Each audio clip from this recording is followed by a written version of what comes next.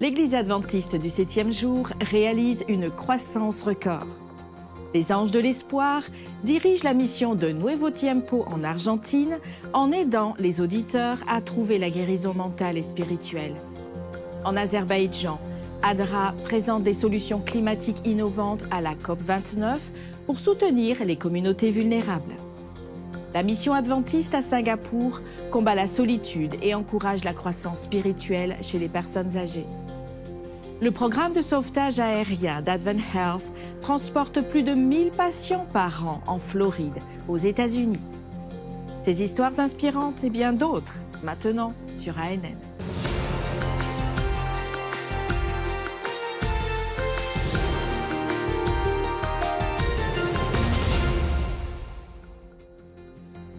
The Hopeful est de retour dans les cinémas pour une deuxième semaine en raison de la demande populaire. Le film a attiré plus de 12 000 spectateurs en Australie, en Nouvelle-Zélande et aux Fidji. Le film est classé 3e parmi les nouvelles sorties en Nouvelle-Zélande et 6e en Australie. Aux Fidji, c'est même le meilleur film. Plus important encore, The Hopeful a un impact spirituel. Les spectateurs recherchent des églises adventistes après avoir regardé le film. En Nouvelle-Galles du Sud, 2 personnes sont venues à l'église pour la première fois. Elles voulaient en savoir plus sur la foi adventiste. Au nord de la Nouvelle-Galles du Sud, un couple observe déjà le sabbat. Après avoir regardé le film, il s'est senti inspiré à rejoindre l'église. Un membre de l'église raconte: « Ils ont été inspirés par les choix d'Ellen White de suivre Jésus jusqu'au bout. Maintenant, ils souhaitent faire de même. » Le PDG des médias adventistes, Dr. Brad Kemp, a remercié la communauté adventiste pour son incroyable soutien. The Hopeful incite à entamer des voyages spirituels et inspire les individus à faire de nouveaux pas dans la foi. Son message continue de transformer des vies. Pendant près de 40 ans, une équipe d'Advent Health a fourni des services médicaux aériens qui ont sauvé des vies en Floride aux États-Unis.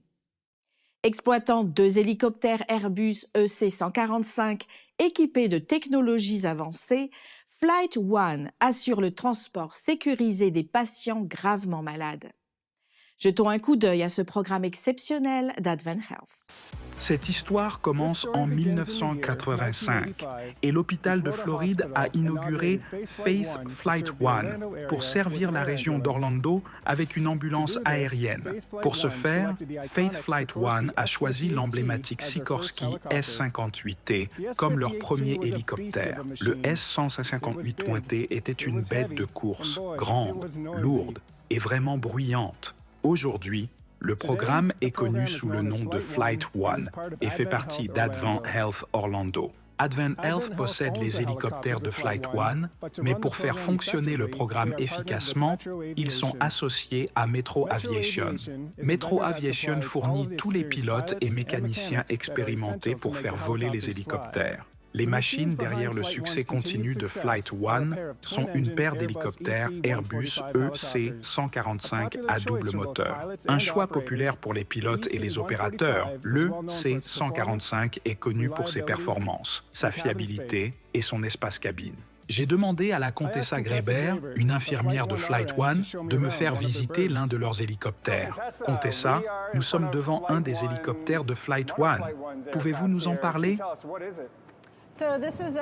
C'est donc un Eurocopter 145, EC 145 en abrégé.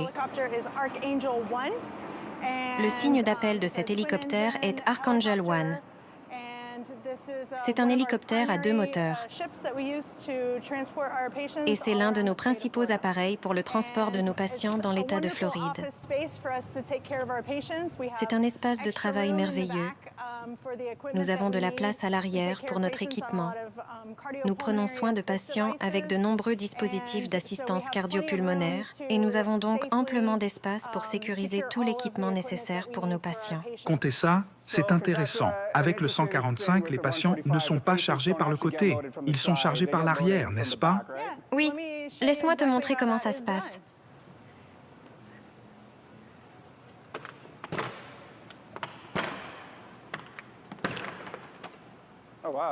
Alors ça se passe ici? Oui? Waouh! Est-ce que ça va simplement glisser dehors? Exactement. Cela glisse comme ça.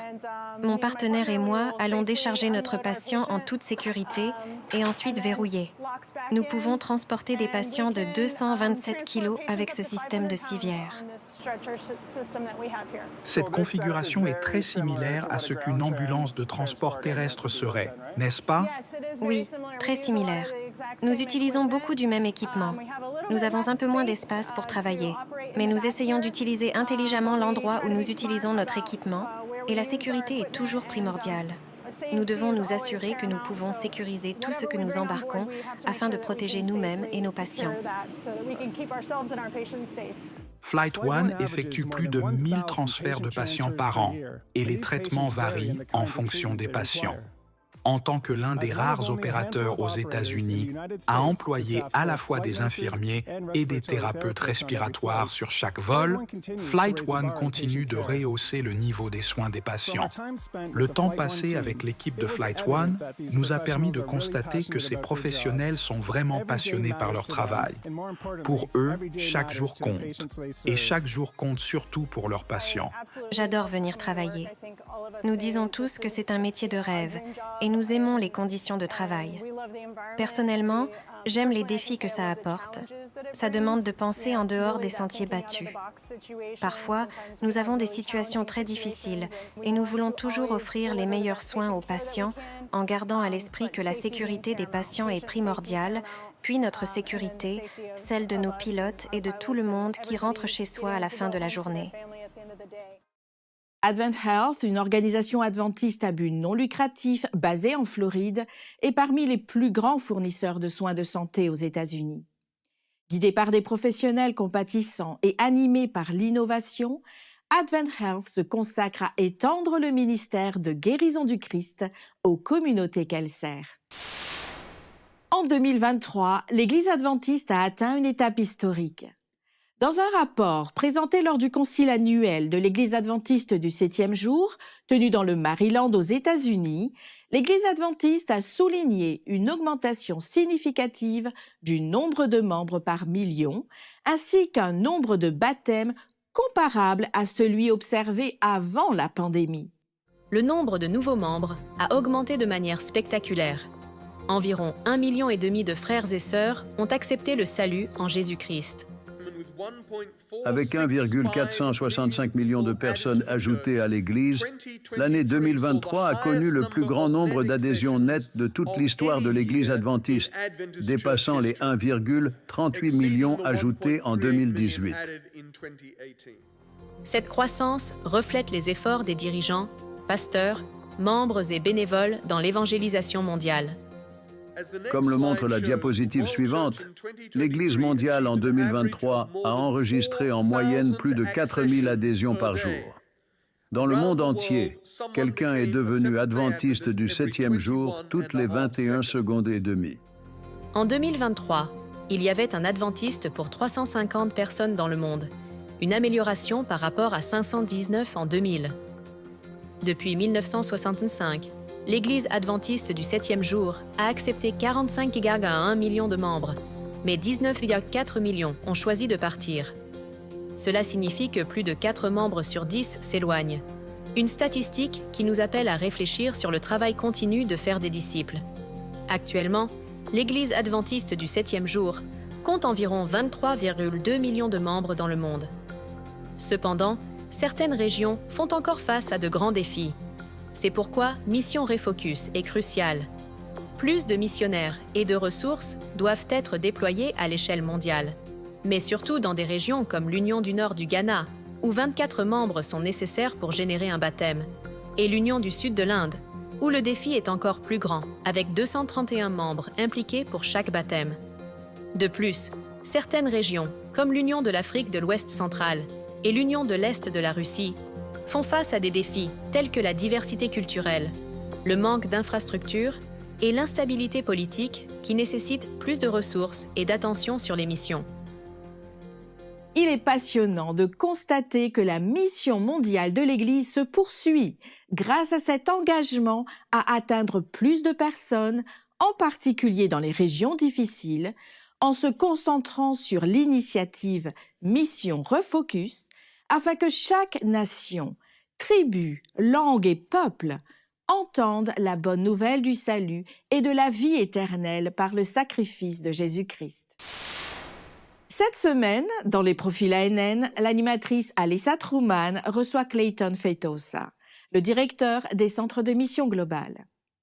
Découvrez comment, malgré les défis, le travail missionnaire de pasteur Clayton transcende les frontières et reflète une vie dédiée au service et le pouvoir des rendez-vous divins. L'une des difficultés est lorsque vous arrivez dans un endroit où le christianisme est minoritaire et l'adventisme est la minorité de la minorité. Donc vous êtes en bas. C'est un grand défi simplement d'amener des gens pour vous aider, les ressources humaines. C'est l'un des plus grands défis auxquels tout missionnaire occupant un poste de direction est confronté. Avoir plus de personnes pour travailler avec vous. J'étais le président de la fédération, le directeur de l'association pastorale, le directeur de l'éducation. Des gens m'aidaient, mais j'étais impliqué dans tout. C'était très difficile dans ce sens. Et donc, je savais que je devais amener plus de missionnaires. J'avais besoin de développer un leadership local. C'est la priorité, mais ce n'était pas suffisant. Nous avions besoin d'aide supplémentaire. C'est pourquoi nous avons besoin de missionnaires, de plus de personnes qui viennent. Les visas sont toujours un défi. Les finances, les ressources, il faut trouver des fonds. Mais le financement n'était pas le plus grand obstacle. En revanche, trouver des personnes prêtes à servir avec les compétences nécessaires l'était. Pour visionner l'épisode complet et d'autres vidéos explorant plus en profondeur la foi adventiste du 7e jour et son histoire, visitez notre chaîne officielle sur YouTube. À Singapour, la mission adventiste et l'église adventiste de Thomson font une différence en entrant en relation avec les personnes âgées. Face à une population vieillissante et aux exigences de la vie moderne, ils restent déterminés à encourager la communauté et à lui témoigner de l'amour. Une mission silencieuse impacte profondément le cœur de Singapour, où des bâtiments imposants et un mode de vie trépidante définissent la ville. La mission adventiste et l'église adventiste de Thomson, avec les 3 centres adventistes actifs, apportent joie, connexion et un sentiment d'appartenance aux aînés de la ville. Avec le vieillissement rapide de la population, le besoin de véritable connexion entre les personnes âgées n'a jamais été aussi crucial. Près d'un Singapourien sur 4 aura 65 ans ou plus d'ici 2030, et beaucoup font face à la solitude et l'isolement. La mission adventiste répond à ce besoin en collaborant avec les centres adventistes actifs qui disposent d'espaces et de programmes conçus pour que les personnes âgées trouvent du réconfort, de la compagnie et une communauté solidaire. Voici Madame Chan, un témoignage de résilience et de foi inébranlable. Madame Chan a trouvé un foyer au centre adventiste actif où son désir d'approfondir sa foi l'a amenée à demander le baptême.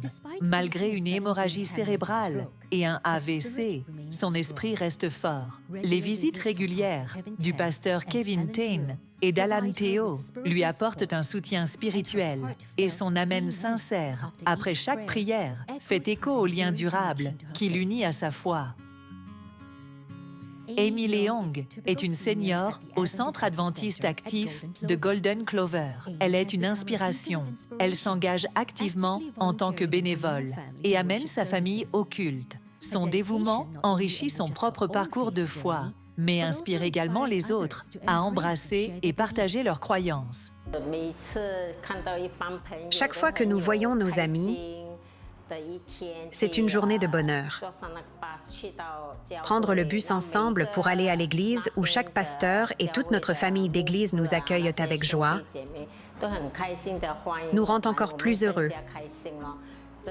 Nous espérons continuer comme ça, tout en nous rapprochant de Dieu.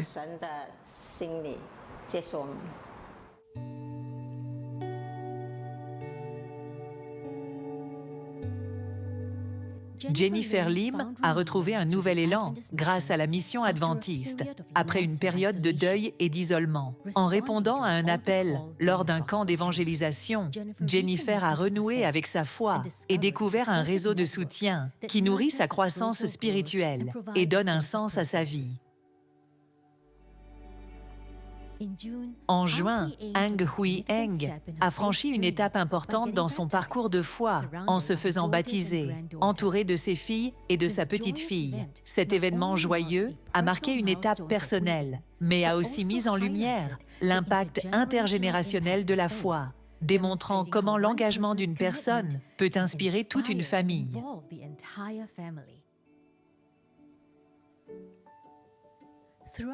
Tout au long de 2024, la mission adventiste et l'Église adventiste de Thompson ont organisé des événements qui ont renforcé le sentiment de communauté et d'appartenance parmi les seniors. Du culte lors de la journée des parents au concert musical animé 316, chaque événement leur a permis de créer du lien, d'apprendre et de célébrer ensemble.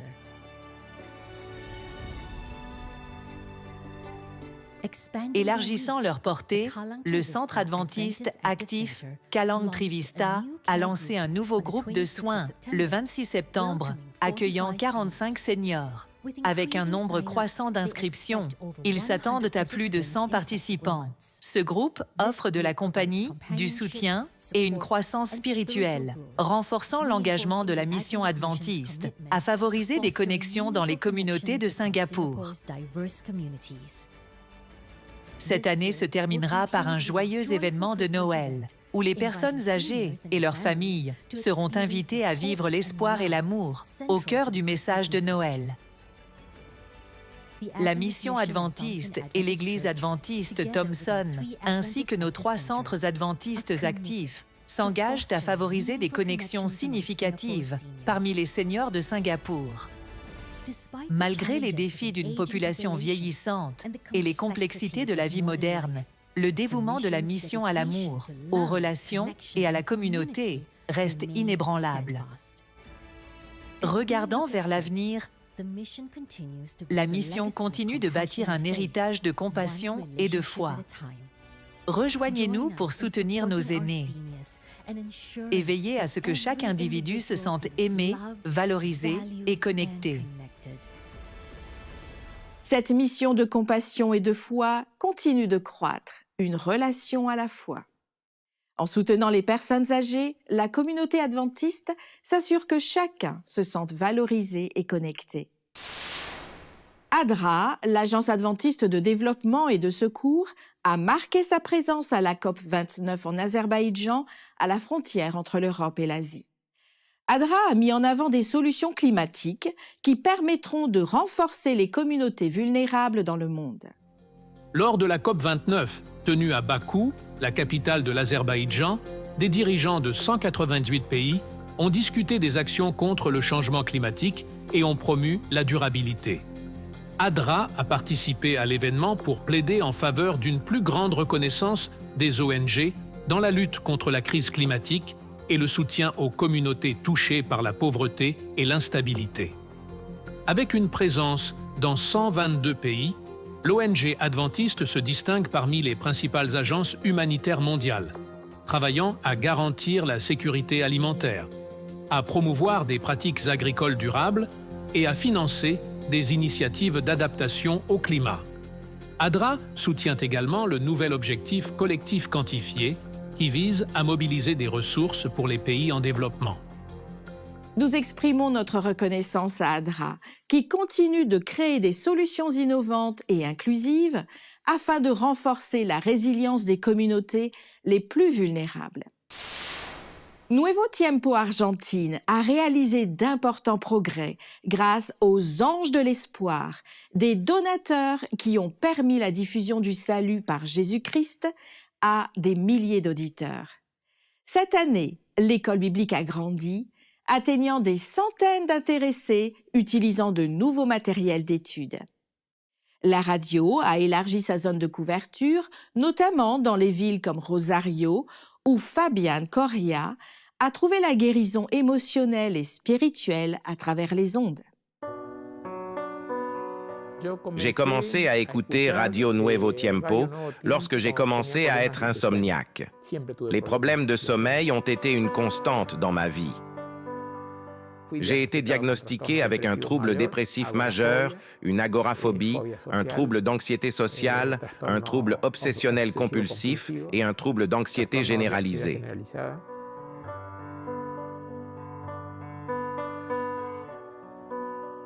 J'ai lutté contre des problèmes de colère, probablement dus à la violence que mes filles ont subie. Mais je n'ai jamais dirigé cette colère vers les gens, mais sur des objets inanimés. J'ai réalisé que ce comportement était mauvais. Alors j'ai demandé à Dieu de m'aider à le surmonter, et il l'a fait. Radio Nuevo Tiempo a vraiment résonné en moi, car il a comblé un vide que je cherchais à remplir depuis longtemps. C'est la foi en Dieu, avant tout, qui a comblé ce vide. Grâce à cette expérience, j'ai compris la valeur profonde de la foi.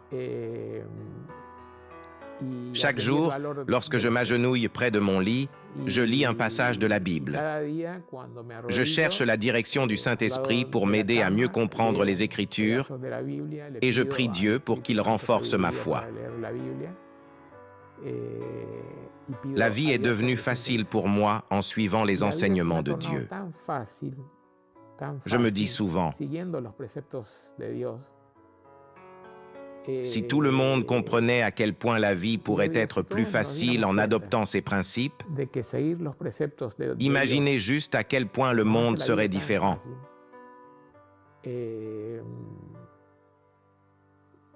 J'ai mes propres luttes. Je prends des médicaments, mais chaque fois que mes problèmes m'accablent, je me tourne vers Matthieu 11, 28 pour trouver du réconfort. Venez à moi, vous tous qui êtes fatigués et chargés, et je vous donnerai du repos. Matthieu 11, 28 à 30. J'embrasse vraiment ce message et je remets mes inquiétudes au Seigneur. On dirait qu'un lourd poids est retiré de mes épaules. Que ce soit par des miracles ou simplement parce qu'il détient tout pouvoir, le Seigneur se charge de mes préoccupations. Souvent, ces inquiétudes ne sont que des produits de mon propre esprit. Certaines nuits, un flot de pensées m'empêche de dormir, mais l'après-midi suivant, je constate que le problème s'est résolu de lui-même. Avant de découvrir Nuevo Tiempo, j'avais souvent l'impression qu'il me manquait quelque chose dans ma vie.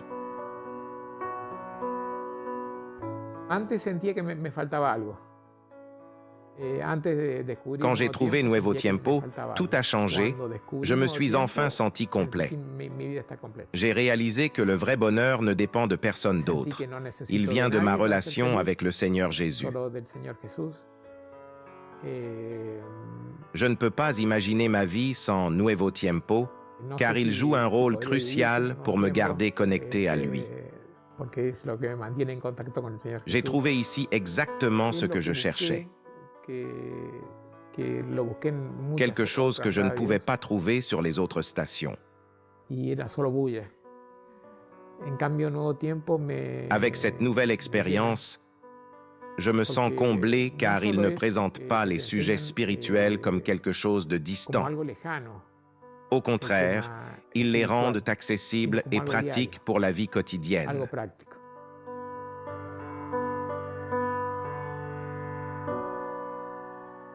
Ce travail est rendu possible grâce aux anges de l'espoir dont les dons supportent la mission. Si vous souhaitez également faire partie de cette mission, vous pouvez devenir un ange de l'espoir et impacter d'autres vies. Ainsi prend fin notre édition ANN de cette semaine. Rejoignez-nous la semaine prochaine pour plus de nouvelles du siège de l'Église adventiste du 7e jour. Saviez-vous que l'Église adventiste a une chaîne YouTube où vous pouvez regarder d'autres vidéos incroyables? Il vous suffit d'aller sur YouTube et de chercher Église adventiste. Assurez-vous de cliquer sur le bouton s'abonner pour ne jamais manquer une nouvelle vidéo. Vous pouvez également nous laisser un commentaire ou un sujet de prière, car notre équipe prie pour vous. Et avant de vous dire au revoir, nous vous laissons avec les paroles du verset 6, en Proverbe 2. Le texte dit « Car l'Éternel donne la sagesse, de sa bouche sortent la connaissance et l'intelligence. » N'oubliez pas que vous pouvez toujours visiter adventiste.news pour des nouvelles et des vidéos quotidiennes. À la semaine prochaine pour d'autres nouvelles de foi, d'amour et d'espoir. Que Dieu vous bénisse et prenez soin de vous.